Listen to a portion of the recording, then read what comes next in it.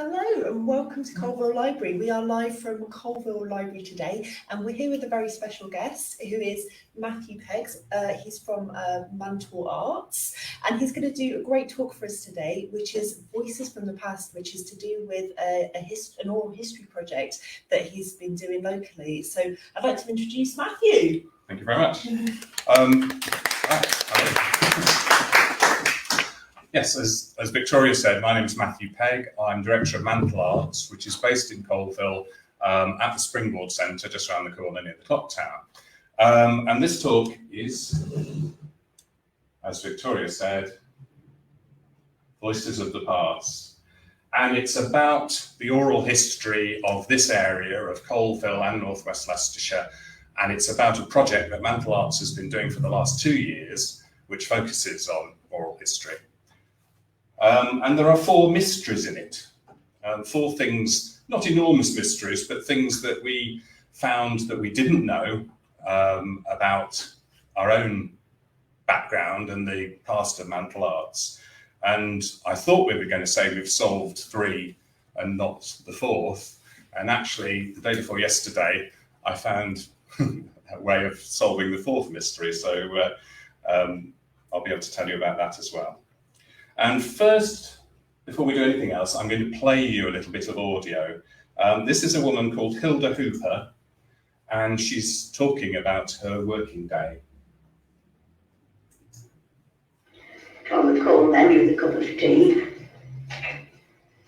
And in those days, when in the days when I first went there, you see, we had to get hot water. Because there was no and water, like copper and some water in the can, proper bedroom. And cook breakfast every morning of some description, either bacon and eggs or poached eggs on toast or scrambled eggs, or they were very fond of ketchup.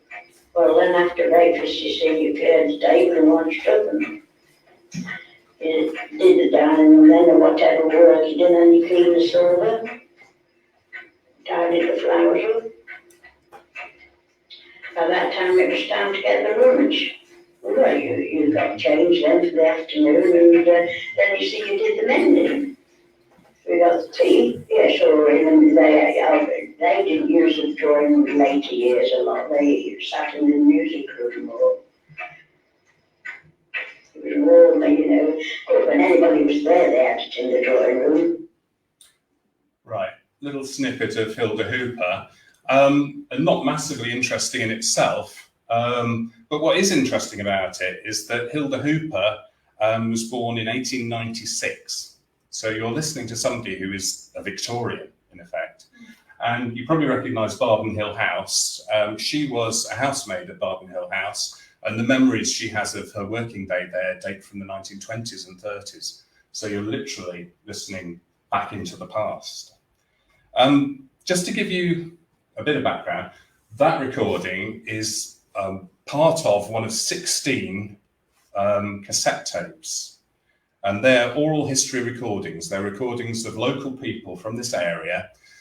And they've been sitting in a cupboard at Mantle Arts since the 1990s.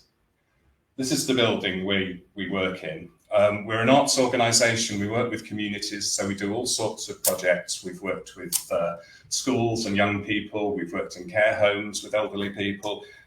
We've done things with mental health groups. We've done festivals and processions. So it's a really broad range of arts activity. But before it became Mantle Arts, which happened in 1991, it was the Mantle Oral History Project. And it started in 1984 or 85. So for about 6 years, the main focus of the organisation was oral history. And the tapes date back to that period. There are a wide range of subjects. They're talking about things like the people who ran the Rex Cinema, somebody who was a part-time grave digger, lots of people who worked down the mines, of course, a woman who was an ARP warden during the Second World War, being in domestic service at Barton Hill House, but also at Culloden Hall. And they've sat in this cupboard. I thought you'd like to see a picture of a cupboard, because it's very dramatic, isn't it? You can see the cupboard opening. And that's the box of tapes that have sat there really since the 1990s. I joined Mantle as director about 15 or 16 years ago, and I knew the tapes were there because we used to duplicate them. They were for sale, so we had a massive machine that duplicated tapes. And about once or twice a year, somebody would contact us and say, "I'd like to hear one of these tapes," and they paid a couple of quid, and we'd duplicate the tape and send it off. But apart from that, we didn't really do anything about them. The first mystery is the fact that there's no documentation about them either. There's the 16 tapes, but nothing else. There's no paperwork, there's nothing in the filing cabinets about it. All we have are those tapes. Some of them have names on, Wilf Sawbridge, George Kendrick, but things like the Huddleskirt School Days tape is a compilation of several people talking, and there's no indication of who those people were at all. So there was an awful lot that we didn't know. Some of the other tapes, if you're very good at maths and very quick, you'll notice there's much more tapes than 16. And the other tapes are from the Leicester Oral History Archive, which is based at Leicester University. And we'd had a relationship with them in the past, and they'd agreed that we could sell their tapes as well. So that's what the other tapes are. So apart from that, we didn't do anything with them. I never really listened to them. They were just sat in a cupboard and half forgotten. And then in 2019, we just finished a 4-year project, which was based on creative writing and publishing. So we always used to publish things, but we started doing more regular publishing, and we were doing creative writing projects all around the district. And we started thinking about what we do next. And we did a bit of a review, and somebody came in to help us with that, to sort out what kind of projects we'd do in the future, where the direction of the company was going. And he got really interested in these tapes and said, "Why don't you use those as the basis of something?" And we started to think about it and thought, yeah, that could be really interesting. We'd be going back to our roots, to the first days of Mantle Arts, and we'd also be maybe discovering something about what these tapes were. So we applied to the Lottery Heritage Fund for a grant for an 18-month project, which is called North West Leicestershire Voices. And we're taking a lot longer than 18 months on it, mainly because of COVID. So a lot of the things that we wanted to do have been delayed. So it's still going on, and it will go on to the end of this year. The first thing we wanted to do was to preserve the tapes. And any of you who are old enough to have bought music on cassette, like I am, know what a terrible medium they are. They get chewed up, they stretch, your player can sort of drag them out and break them into pieces. And as far as we knew, these recordings were the only versions of these. So we were worried that in the process of duplicating them, they were going to get damaged and they'd be lost forever. So the first thing we did was preserve them. And we sent them to a company in Bristol who specialise in conserving audio material, and they do it for museums and archives and things like that. And they digitised the tapes for us. So they came back as computer files, and they are on SoundCloud, which is an audio site. The URL's at the bottom there. At the end of the talk, I'm going to put all the web links up for you. So if there's any that really interest you, you can jot them down and pursue them. So anybody can go onto the SoundCloud and they can listen to all the 16 tapes, unedited, pretty much as they are on the cassettes. The company did a bit of a cleanup of them, so they made the audio a little bit more listenable to it. We didn't want to get rid of the fact that they've been on cassettes, because that's part of the history of them. So that was the first bit of what we've done. And the first mystery got solved because we were contacted by East Midlands Oral History Archive, which used to be Leicester Oral History Archive. And they said to us, "We've got the documentation for these recordings." And we thought, that's amazing. So that's where they went. They had, some of them had been done on reel-to-reel tapes, but we didn't have any of the reel-to-reel tapes as well. So we didn't even know where that material had gone. And on their website, they've got a catalogue. You can't really see this, but they have an entry for all the recordings they have. So this one is the first tape, which is Molly's story, and it starts to give you a lot more information about it. So where she was from, how many children she had, and how old she was. So we started to fill in the details of that. And they basically had all that material And they also had permission forms. So this is the one that's filled in for one of the tapes and Horace Winfield, and you start to get a lot more information on this. And this is what was missing from our archives, all this stuff that somebody filled in at the time. And it's got who was the interviewer, which is John Geary, who is now a councillor and still here and one of our observers. So, you know, these things start to come together. So we started to get some background information on the tapes as well. And we found some of the people who were involved wanted to remain anonymous. So we've tried to honour that in the work that we've done with this material. So if somebody said you didn't want to be named, we've generally used their first name because I don't think that reveals very much. And most of them have probably passed on now, but still think it's important if they said they didn't want to be named that we don't do that. Leading on from this, there was a sort of second mystery, which is Mantle Arts started in 1984-85 as the Oral History Archive, and it went on to about 1991. So 5 or 6 or 7 years, and all they did was 16 tapes, 16 recordings. They must have been working really slowly. They did do some other things, published some books, Getting the Coal, which is about the mining industry, and that's very much based on oral histories. Marking Time is about Barden Village when that was demolished to make way for the quarry. So there was some publishing involved, but still, 5 or 6 or 7 years, 16 tapes. And that one we solved pretty quickly because on the East Midlands Oral History Archive page, you can look at their collections. And here's the page for the Mantle Oral History Collection. And it doesn't say 16 tapes, it says the number of items in the collection, 253. So there aren't 16 interviews, there are 253 interviews with 150 people. And that was a bit of a sort of shock for us, really, because we thought, you know, there's all this material that we didn't know anything about that was generated. We've got this money from the Heritage Fund to work on these 16 tapes, and suddenly there's another 200 that we might have to look at. And we quickly decided that this is fascinating, but we don't have the capacity in this project to deal with that. We'll look at the 16 we've got. But it does mean there's an awful lot more material that we could go back and look at, and that might be the basis of further work. But what it did allow us to do is start matching up the names. You remember I said about the Highwood School Days tape, which is a lot of people who we don't have any names for at all. We started to be able to start matching up who those people were. So here there's a tape called Ibstock Evacuees, which has got about 4 people on it. And if you look at the East Midlands oral history thing, you can click on one of their links, it gives you the details of what's on each tape. So we started to be able to find out who the people were and who some of the people like Molly were. So we've got the records for her. She was born in 1912. And there's all sorts of information about those people there. So that started to sort of fill in the details of our second little mystery, really. I suppose a question that you should ask about all this is, are these things worth preserving, or why are they worth preserving? I'm just going to play you another little clip. The dad took me down an Irish coat on this shaft, and it was 365 yards deep.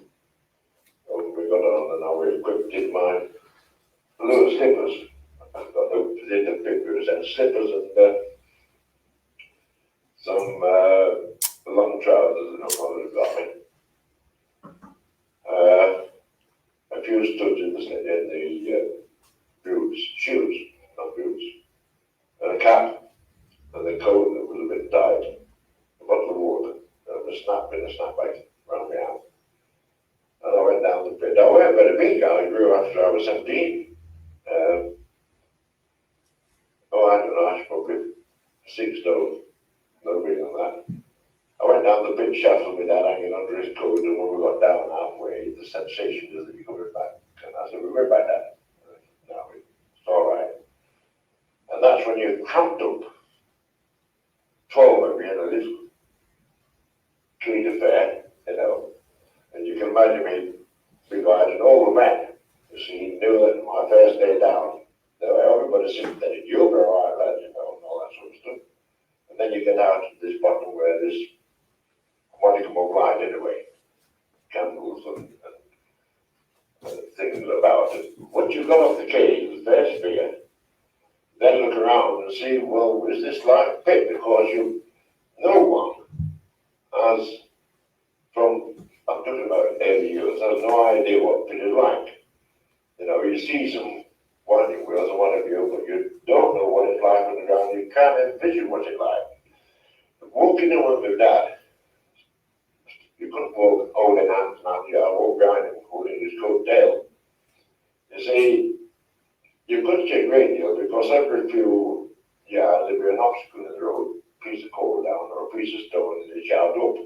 You see, that anybody following, he was walking in a file. And if there was an obstacle in the road, you shout up. So you put your feet up. And you also kept your head down because of it in the roof. And low supports, roof supports, bars we used to call them, wooden bars across. Some of them broken, some of them down, and pieces of roadway sticking out of the side. The thrill of seeing, I don't know whether to call it thrill, or the fear, or whatever it was, you know, of seeing this as you went along, entering farther into the bowels of the earth. And of course, all this is to a young lad. Is fascinating. Right. I mean, I think what's interesting about that is it gives you a very personal point of view on living through a particular time in a particular place. But it also tells, all the tapes tell you what it feels like. And I think that's why it's different from a lot of written history. You know, you get the impression of somebody who's going down the mine for the first time with his dad, and how frightening that is, or how alarming that is, and that I think is what makes it different. I think it also gives you a reflection on broader historical movements as well. The tape of Hilda Hooper that we played at the beginning is part of Life in Barton tape, and that's also got on it Elizabeth Halford, who is the daughter of the Everard family who lived in Barton Hill House, and so you've got them both talking about their lives in the house, and it gives you a little snapshot of the different attitudes between the master and the servant before World War II. And Elizabeth Halford tells us about how after the Second World War, a lot of the women who'd gone off, who had been servants, who'd gone off to do war work, didn't want to come back to that. You know, they'd had another experience, and they didn't want to go back to working as a housemaid or something like that. And the older servants were getting to the point of retirement, so they couldn't get servants and they couldn't get a cook. And she said her mother was the kind of person who would just get on with things, so she bought cookery books and learned how to cook herself, which I think is a really interesting thing, because it in microcosm it tells you about a huge social change that happened at that point. Where that idea of being a household servant more or less got sort of swept away, and people were suddenly living in a very different world. So it can give you a unique point of view on big change and big movements in history, which I think is really interesting. So we preserved the tapes. The second part of the project was to interpret them. And I guess this talk is part of that. It's about making them more accessible to people, but also using them as raw material to create some new things. So the first thing we did was booklets and CDs, which are over here. And so far there's been 3. There's going to be another one. And they're quite nicely illustrated. And they have a CD at the back, which is an edited version of some of the text. And we commissioned Andy Barrett, who's a local writer, to really put the audio in context, because if you just listen to the tapes, you don't really know what the context is that they were talking about. So the idea of the booklets is to give you a sort of version of the background to what's being talked about on the tapes, and then a sort of edited selection of interesting highlights that are about war or childhood or work in those areas. Okay, third mystery is we decided we were going to do the 4th booklet on cinema. And all the cinemas in Colville were owned by the same family, the Deemings. 3 generations of the Deemings were involved in running Colville cinemas. And I started to research this one because I'm going to write it. And online I found there was details of a book, Loughborough Stage and Screen, which at the back of it has a fairly hefty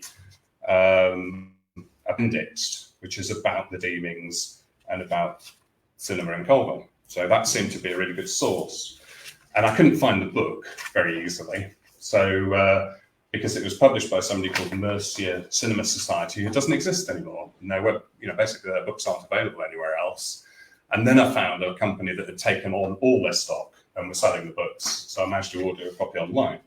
So I was reading the material, and at the back of it, there's something about Edward Deeming, who was the last person who was involved in running the Rex, the third generation of people. And it says, affectionate memories of him and his work are given in the pamphlet Cinema in Colville. I thought, oh, that sounds interesting. Okay, that'd be something to get hold of. Published by the Mantle Oral History Project. And I thought, what? I have never, ever seen that book anywhere. I mean, we have copies of all the other books that we've published, but that, I thought, that's it. That's the first I've heard about it. So that was our third mystery. What happened to this? So I searched the office and I searched all the cupboards, all the filing cabinets, and at the bottom, under the box where the tapes were kept, I found this. And this is just the cover. It's empty, and there's about 5 or 6 of those. So I thought, oh, great. And then look, oh, there's nothing there. But what it does have on the back is the ISBN. And that allows you to search online. And eventually, I found a copy of the whole book, which is really interesting, and has got a lot of really good material, a lot of good illustrations. And so at last, Mantle has actually a copy of one of the books that we published back in the beginning. So the other effect of this project is we're sort of finding out things about our own history that we didn't know. There's all sorts of things that we published and that we did that we've just not known about, that we're finding out about now. So the next thing we did was some exhibits. And this is one of the things that's been really delayed by COVID, but they're going to be on show in September. 3 of them here at the library, and we think one of them in the what used to be the Burtons and Dorothy Perkins shop in the Beaver Centre. And what we did was we wanted to use the audio material as sort of inspiration for creating something new as well. And we're an arts organisation, so we wanted to see what happened if we said to artists and designers and makers, look at this material, what can you create that would make it accessible to other people and use it in interesting ways? And we were originally going to commission 3, but we got 4 really interesting and very different ideas from people. So that's what we decided to do. And the first one is a guy called Martin Hay, who's actually a graphic designer. And what he's created is a video kiosk called Glimpses from a Bygone Era. And that's going to sit outside. And what it is a kiosk where you can, he's made 10 short films, basically, based around 10 of the 16 tapes, and they're going to be playing on a loop, and you can plug your headphones in and listen to the audio at the same time. Because one of the things we gave people is the audio's got to be involved in this in some shape or form. So that's his thing. And at this point, I was hoping to be able to show you one of his films. And this doesn't seem to work. So there's going to be a little hiatus because I can, I think, show you from our website. So this is Martin's, and since we've just been talking about cinema, I thought we'd show you the cinema movie that he made. There was penny seeds, twopenny seeds, and fourpenny seeds. The great strength of the cinema, and it's the great strength of its economic success in the 1920s and 1930s, was that virtually every film was suitable for family audiences, and people did come week after week to the cinema, to their same seat perhaps, to see the programme that was on. They had matinees for children, and I can remember it used to be, I think it would be Roy Rogers and, oh yeah, there's another chap road almost, Gene Autry. Yeah, It'd be filmed like that, and that would absolutely draw the kids in. They really loved it. Those cinemas were packed. You know, I mean, well, the mere fact that we had to queue to get in. We had all sorts of matters and that, you know, for the children, Saturday morning.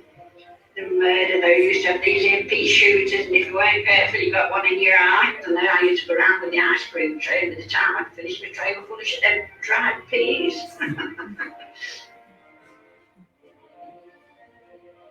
We used to do a thing called queue hopping, and that was if you were in a group, half the group would stay in one cinema queue, the other group would be in the other cinema queue, and as you got nearer to the doors, the ones that were nearer would hop out and come and join you in this queue, so we got at least into one cinema, you know, we weren't turned away. Perhaps the type of films which went well in Cornwall wouldn't go well in Leamington, but they would be of a heartier, actionful, adventurous type. But this was a matter of judgment, and frequently the booker, which would be my father, would be made a great mistake. We wrote off a certain film for this area, having read all the reviews, and read the trade reviews as well, which were terribly very ruthless and very cynical. And then found that the film was suddenly doing so many good business, and so we rushed back to Leeds and yes, we'll take it up from. To the Demons, it was sort of like a family concern. Stella Charm was the projector. She'd been there all years with her brother, Mick Charm. The chief projectionist was Alan Parnell, equal from Untitled. But in 6, a chap could take his girl and sit on the back 2 rows, which were double seats, not singles, which were made for a little more intimacy, and have a jolly good night out. Every month a new programme came out. It was sort of a folding card with all the films on for the month. I know the film that was shown when I first started there, and he gets you going. And I come, I've never seen so many people, the queues and crowds, couldn't get in, you know. It was just the place to go. There was nowhere else for young people to go, so it had to be the cinema. Excellent. Excellent.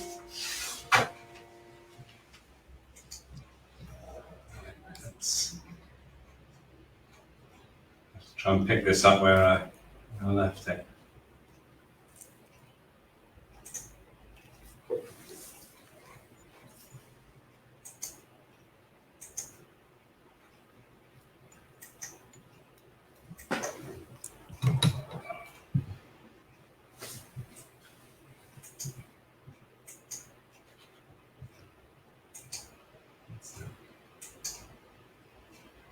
Doesn't want to go, does it?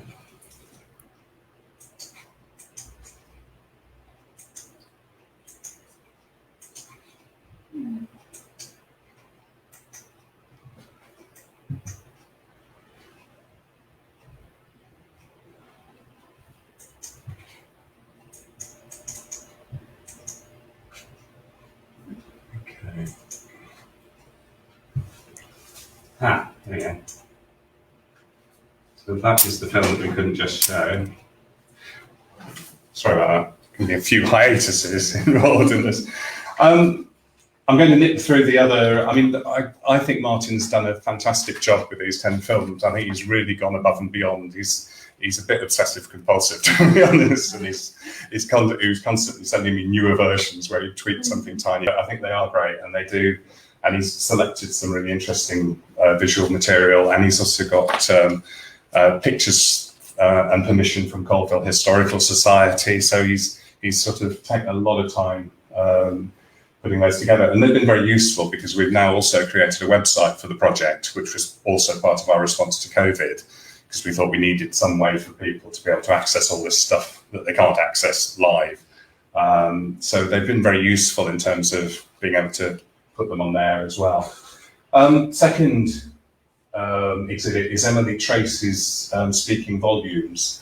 And she's a book artist, so she specialises in sort of adapting, changing, adding to, abusing old books. And she's created this exhibit with piles of books which are focused on domestic issues, really, and the two things look at the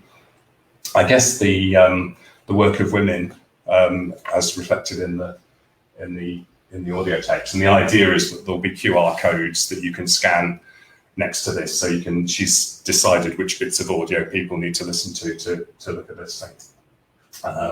And she's added sort of bookmarks and images and sort of inserts and things to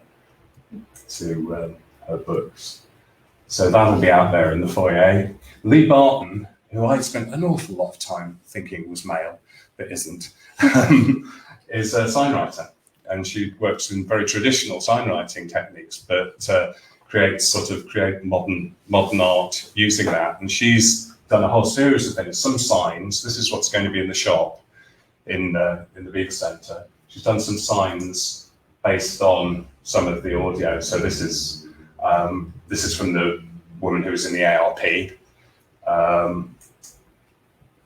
There's a guy who talks about being a part-time gravedigger on one of the tapes, and has some quite funny, scurrilous stories about being a gravedigger, the vicar falling into an open grave, things like that.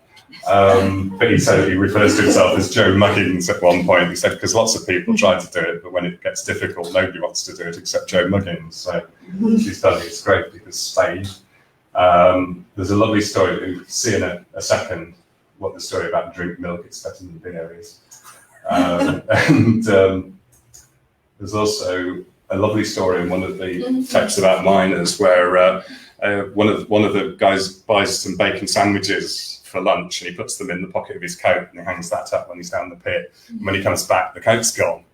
And then somebody realises that one of the pit ponies has eaten the bacon sandwiches, but also eaten the whole of his coat because it's just a collar left. So lock up your lunches. So I think she's done a really nice job with all these things. And the last one is Rachel Griffith, which is quite a small thing, and I guess it's what you'd call a cabinet of curiosities, which to me always gives the impression of, somebody in the 18th century who had a collection of rare objects that they put in a big cabinet in their house. But this is a sort of more, I suppose, working class cabinet, all in a day's work. And I think it started off as a sort of some kind of toolbox or somebody's thing, and she's added to each drawer a collection of objects which reflect different bits of the recordings.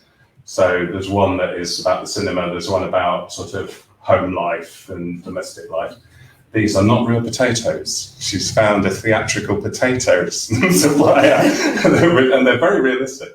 And then this one's about, the bottom one's about the mining thing. And originally when we were going to do this, the idea was that these were going to be open so people could actually take things out and handle them. And then when COVID happened, we thought, no, we can't really do that. We can't have people doing that.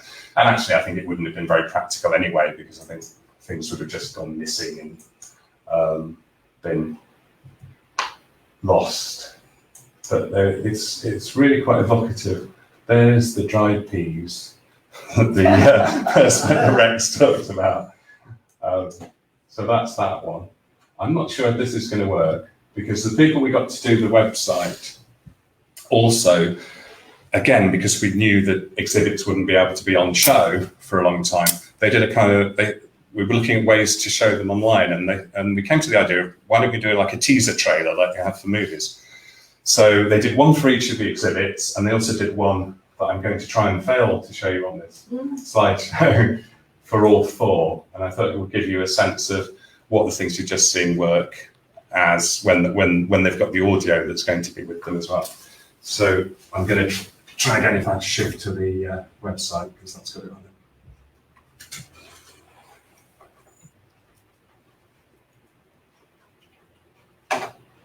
This is not. It wouldn't be a proper thing if you didn't have occasional technical issues. The mouse is not. Oh, that's because I'm holding it backwards. That would be easy. Right, here we go.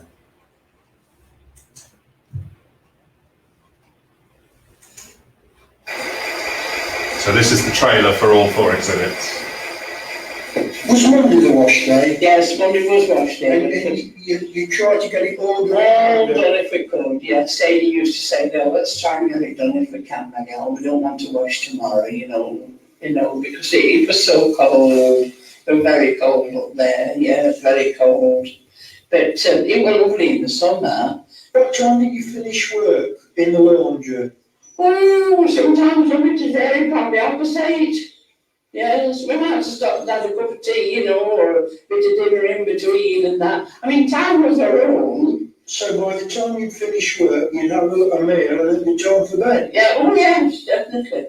Oh, yes, oh, definitely. Yeah, it would be bedtime, I love, yeah. I can remember at school, we had to do an essay on why drinking milk was better than drinking beer. And I understand, if my memory serves me right, I received about 99% for this essay on why milk was better than beer.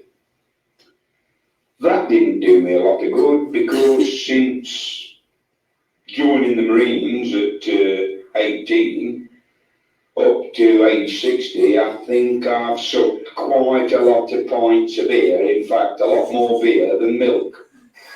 Pancake Day was the day when we started to play games in the street. We played marbles, then whip and top, spinning tops with a wheel, then up and down, where the road was seasoned, you see. The girls would come out with a Diet Aperol. They'd bring those out. Someone would bring a shuttlecock, battledore we used to call them, shuttlecock and battledore. Put a bit of string across the road. Get your strings out for the tickets, find your torch, see that all the exit doors was right. And then you just carried on, you know, ripping tickets. Then I used to go around with the ice cream tray, sell ice cream. We had all sorts of matinees and that, you know, for the children. All the big C's Saturday morning. The murder, they used to have these ear pea shooters, and if you weren't careful, you got one in your eye. I used to go around with the ice cream tray, and by the time I'd finished, my tray was full of dried peas.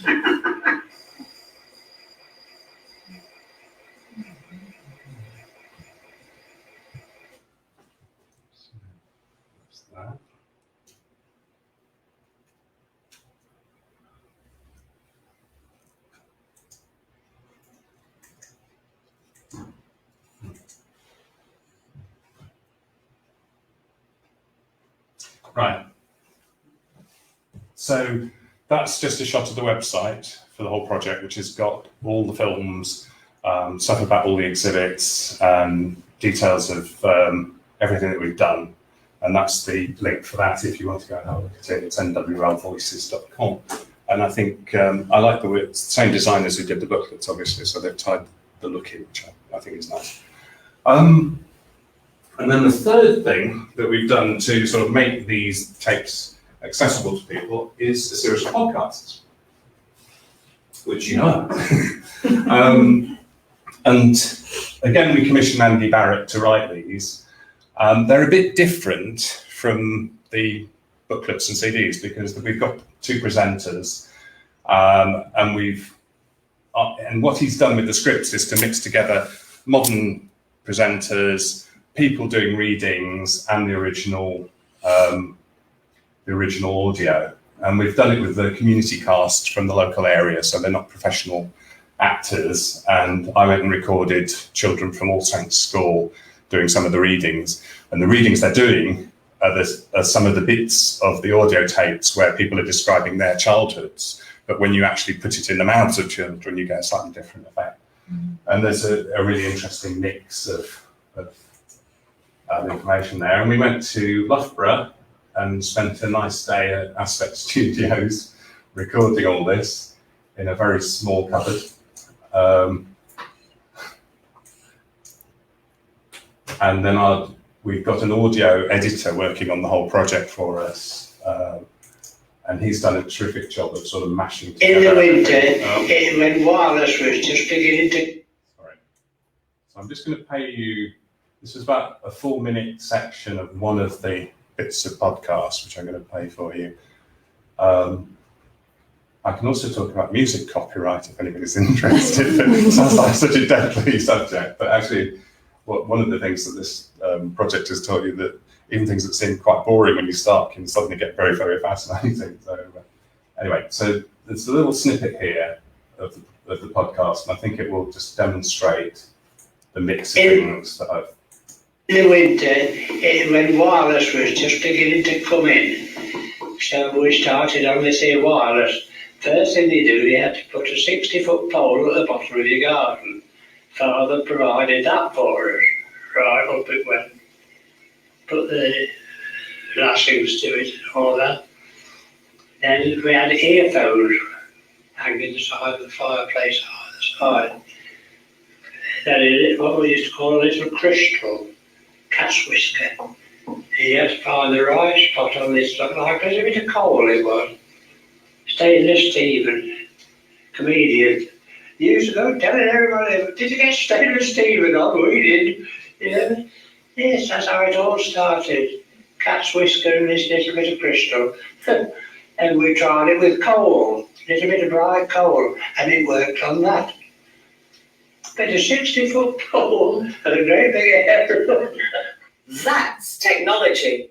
Making your own radio, reaching out and grabbing those sound waves, understanding how it works. And that's what childhood should be. Having the freedom to revel in the spirit of adventure and discovery, to be given a license to take the raw materials from the world around you and fashion them into something else. And in the landscape in which these children lived, there was a lot to play with.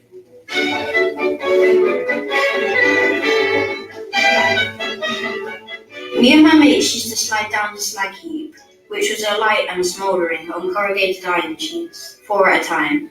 You could get a real speed up, and if we were really brave, we would find a way into the powder house and get little bits of powder which we would set on fire. Kaboom! We were used to the quarry. We grew up with it. You could feel the blasting because the house would shake. And then we weren't allowed to go there. We did, especially when the blackberries were out, because they used to grow there like billy-o. We started at the top and crept further down the sides of the quarry, stretching out and hanging onto each other, as the bigger berries were always there, just out of reach. We were coming home from school one day, and we had to walk from Hugglescote to Igstock, and I wanted to get some wild flowers from this field. And I knew I shouldn't, because trespassing in those days was trespassing. It was serious. You really shouldn't have been in these fields. But oh, this meadow was so lovely. So I went into this field, and it had been raining, and my dress was sopping wet up to my waist because the grass was so long. And coming along the other side of the road was this farmer in his clip-clop trap thing. And he followed me as he was the other side of the hedge. He followed me until I got to the top. Of course, I had to go over the fence. There was nowhere else to go, and he was waiting there with his whip. Threatened to whip me? There was me climbing over the fence with a wet dress and a bunch of flowers. And I said, no, I haven't been in your field. But he didn't whip me. But he was a horrible farmer. Nobody liked him. Yes, I was naughty. We used to go to the brook and paddle and catch fish and gather harebells and chimney sweeps. What are they? What are chimney sweeps? Well, they're like a little grass, and they grow little brown seedlings on the end, and they call them chimney sweeps.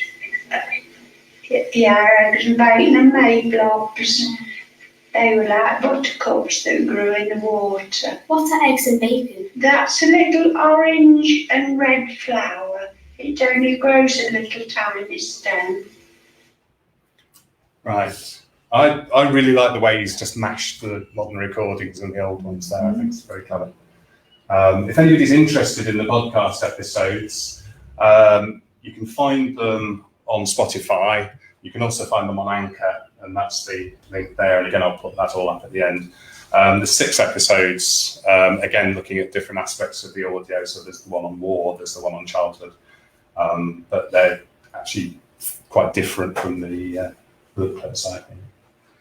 Right, and what else?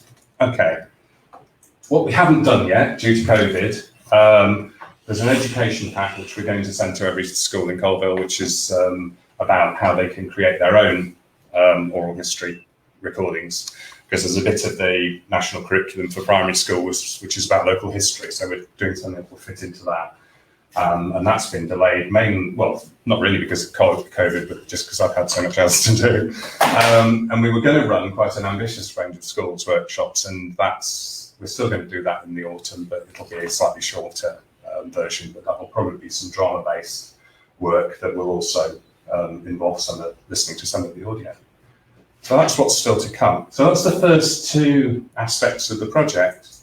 The last one is a new collection, because we thought the tapes we've got and the recordings we've got tell the story of the first half or the first 2/3 maybe of the 20th century, and we thought it would be really good to fill in the last bit of that. So we want to go out and start a new collection. And again, that's been delayed because you can't go into care homes and you can't, talk to people so much when you're in lockdown. But now we're going to start doing this. First aspect of it is to source volunteers. So we want people who are going to be able to go and do interviews. So if anybody here is interested in that, you can leave your contact details and we'll talk to you about it. We're going to do some training for the volunteers. So the East Midlands oral history people are going to come into probably to Mantle Arts building and do an evening training thing for people about how to do recordings and how to talk to people about things. And then we need to start identifying people we want to interview. And my idea is that there's very obvious areas that we might want to cover. I think it'd be interesting to do something at Palatoy, because there's a lot of people who worked at Palatoy who are still around, and people who are doing project work on it in the area as well. So it'd be nice to do some interviews with some of those people. When I went to All Saints, the teacher there said, "Oh yes, one of our cleaners worked at Palatoy." So there's those sort of connections. I think it'd be good to do something about the end of the mining period here and about the miners' strike, which I know is still a very sensitive subject for some people in this area, but it'd be good to record it. So once we've done those things, we'll start sending people around and getting some new interviews, which will add to the archive. So that's the last bit of it. In conclusion, the fourth mystery is that the 16th tape isn't really to do with history, it's poetry. And if you're a publisher and somebody tells you they write poetry, your heart tends to sink, because it's generally, not great. And again, I haven't listened to this tape, and it's a woman called Joyce Collins. Don't know very much about her. She was born in 1942. She had 4 children. So it's possible she's still alive. And it's very likely that her children might be and that might still live in the area. And I'm just going to play you one of her poems. I was watching the telly one evening, and it occurred to me that the commercials were more interesting than the programme.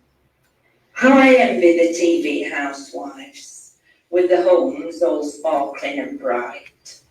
They've all got beautiful kitchens, and the washing's whiter than white. They really are super women, the ones I see on the tube. They can cook up a wonderful dinner just by crushing an oxo cube. The children to me are like aliens. They're always so clean and polite. They'll sit and eat Marmite soldiers and greet it with squeals of delight. Her husband's always a flora man. I don't know what that means, do you? Men climb in her bedroom with chocolates, and she never gets germs in her loo. Her fairy liquid lasts longer than mine, and her cakes are as light as a feather. She'll sit in the bath and get on the phone just to order imperial leather. I know that she can't tell butter from stalk, and her husband needs 3 shredded wheat. She might live in London or somewhere else posh, but she's certainly not from our street. Very good. It's good, isn't it? Yeah. I mean, there's something really nice about all of her poetry, really. And some of it's quite rude, and some of it's quite sad. So I think she's really interesting, quite talented. And of course, one of the first things I thought was, well, maybe there's a book in that we could publish. So, you know, if we could find her or find her children, that would be really interesting. So again, you go onto the internet and you Google Joyce Collins, and the next thing you find is that there is already a book, which was published about the same time. And it's not by Mantle Arts this time, it's by Colville Publishing Company, which we had a relationship with back in the day and sort of co-published quite a lot of things with, but has now gone. So again, I searched on all the sites online and I couldn't find it anywhere. I mean, it's mentioned quite a lot. It's mentioned on Waterstone's site, it's mentioned on Amazon, but it's always not available. So I think it must have been a very, very short print run. And then 2 days ago, I thought, and so we thought, yeah, this is just going to remain a mystery that we're not going to solve. 2 days ago, I thought, the one thing I haven't done is search the library. So I went onto Leicestershire Library catalogue, searched for it, and there's a copy. And it's in Colville Library. So after I finish doing this talk, I'm going to see if I can find it and take it out and have a look. So that's the fourth mystery that we actually managed to solve. And I'd like to finish this on, I mean, I hope you found some of this interesting and exciting. There's, I've certainly found it really, really interesting, and we've uncovered bits of the history of Mantle Arts and bits of the history of the area that I certainly didn't know, and so I think it's been really worthwhile. There are some of our books here that you're welcome to have a look at the end, and I will sell them to you if you want. They're a bit cheaper here than they will be on our own bookshop, and you don't have to pay postage, so that's an encouragement. I thought I'd finish with another Joyce Collins poem, which is a slightly different mood. If it works. This is one I wrote for my husband when he was retiring from the pit. I had to go for an interview about my redundancy. It's earlier than expected because the pit is closing, you see. We're having a farewell party, and we'll all pretend to be glad, but it's mixed with a bit of sadness for all the good times we've had. There's Terry and Arthur, Roger and Pop, and names that just don't rhyme, but I know I'm going to miss me mates, now I've done my time. Me and me mates, we laugh a lot and lock about a bit. I never thought I'd say this, but I'm going to miss the pit. My plans are quite straightforward. I'm going to enjoy me sen. That's what the missus tells me, but I'm sure I'll miss the men. There's fishing, golf and swimming, and all that keep fit stuff. And the missus is always complaining that she doesn't get enough. I might decide to stay in bed till 8 or even 10. I know it all sounds lovely, but I'm going to miss the men. Yeah. I think that's a nice note to finish on, really. Those are all the web links for all the things I've mentioned today. So the project website, the podcasts. That's our bookshop where you can buy any of the books that we publish, fiction as well as local history. And that's where you can go and listen to the unedited tapes. So thank you very much for listening, and I hope you enjoyed it.